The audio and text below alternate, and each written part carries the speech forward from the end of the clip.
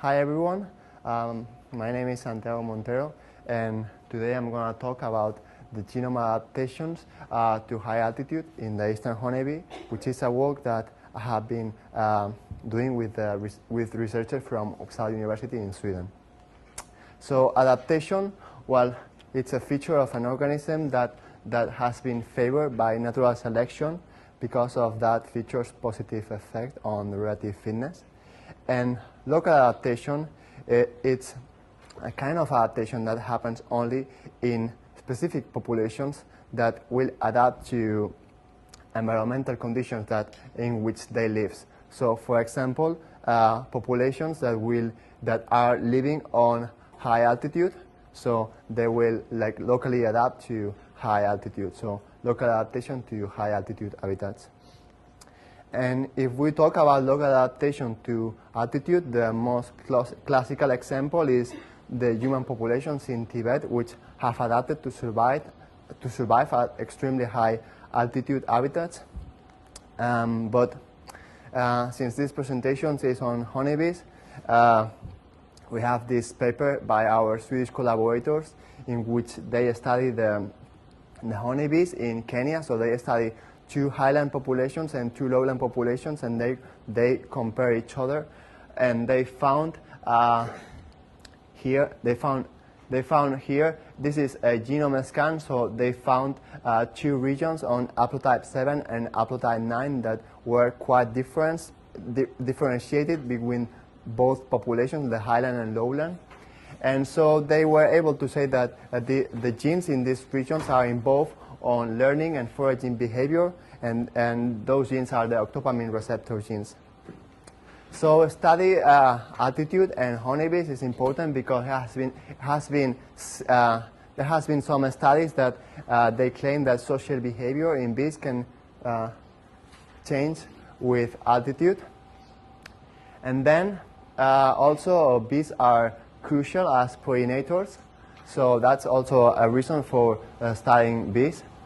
And so the most typical bee, like honeybee, it's the most common, the Apis mellifera, which is distributed worldwide.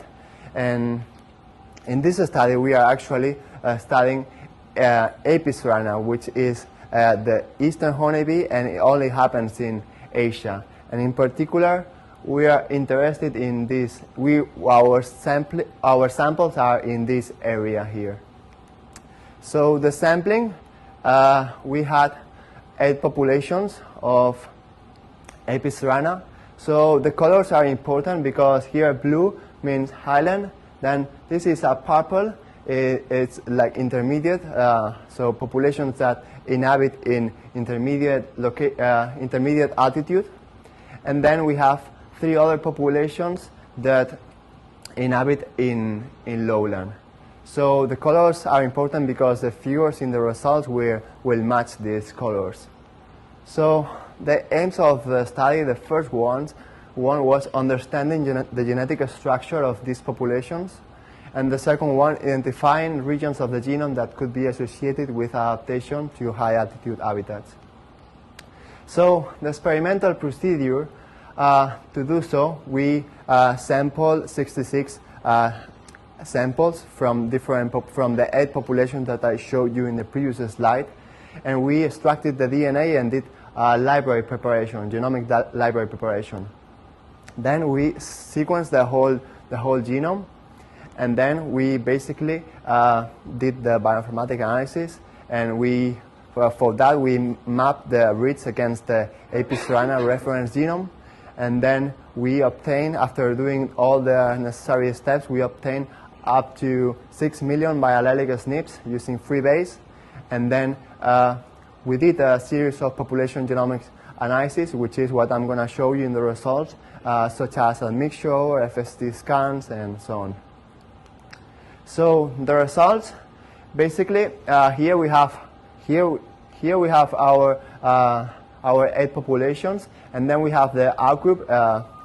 It's like sample from Japan, but it's also the same species, but it's the outgroup. So what we can see is that our samples are matched together quite they are quite close together. There is these Thai bees, which they are a little bit divergent from everything else, but that's also because we had only 3 samples, while in the other populations we had at least like 5, or most of the time we had 10 samples, so that's why we believe that these samples are a little bit different. And importantly, we also have the kin population, which is the highest one, and it's also different from everything else.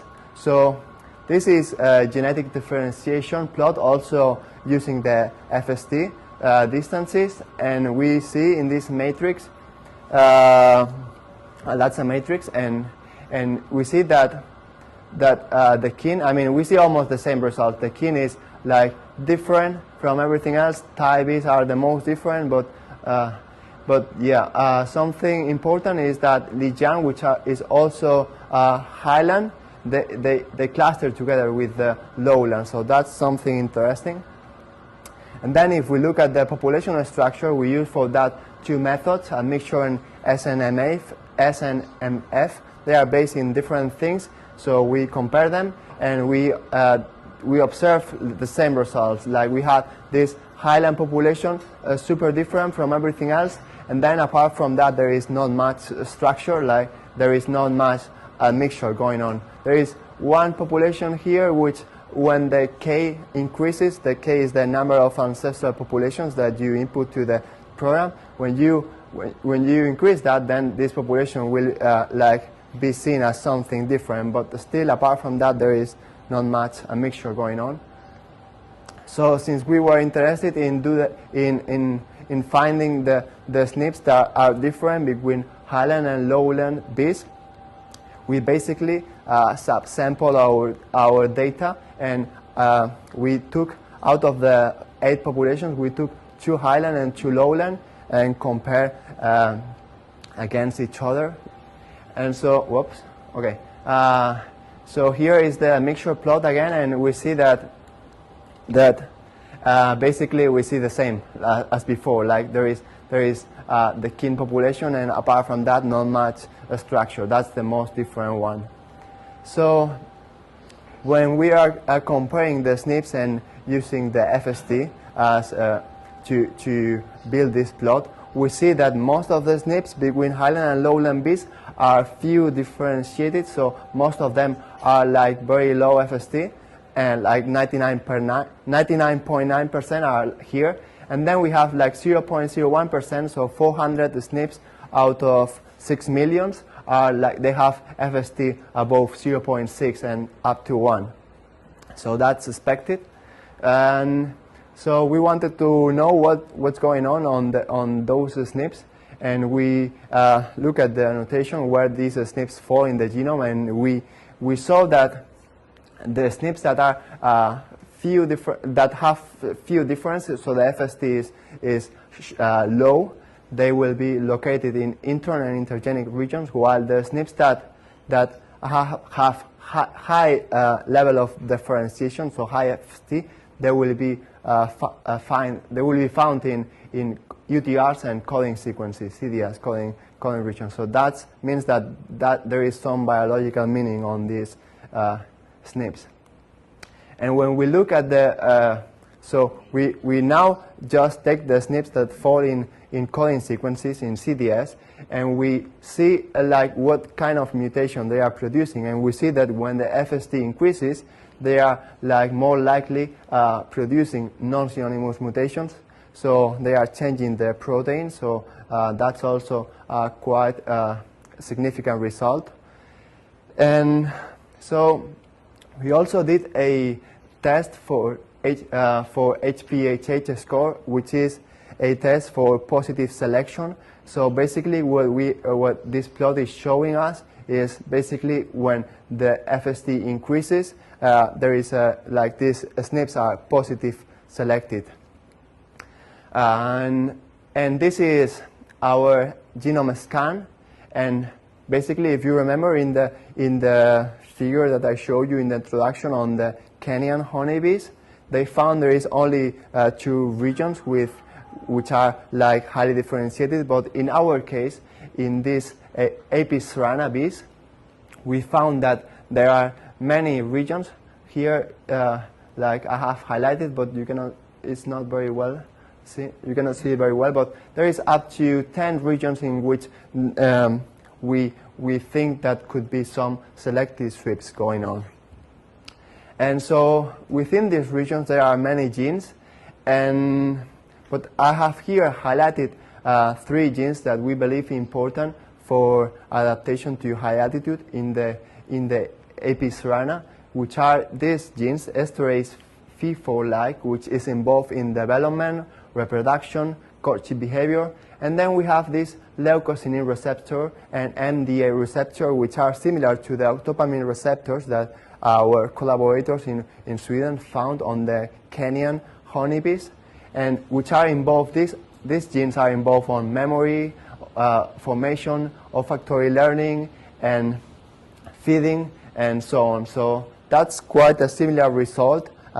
So we can see there are similar patterns going on between AP cerana and AP mellifera. So these are completely 2 different studies in which we found the same result. So that's something interesting. And as a summary, so what I have shown you in this study, what we have found is that there are several extremely differentiated genomic regions between Highland and Lowland bees in Asia. Then these regions are biased towards coding sequences and contain a higher proportion of non-synonymous mutations, which means that there is some biological implication going on. And then these regions show there are selective sweeps on these regions. And finally, the genes associated with these regions are quite diverse, and further investigation is required. And with that, I will end up my presentation, and if there is any questions, so I will have.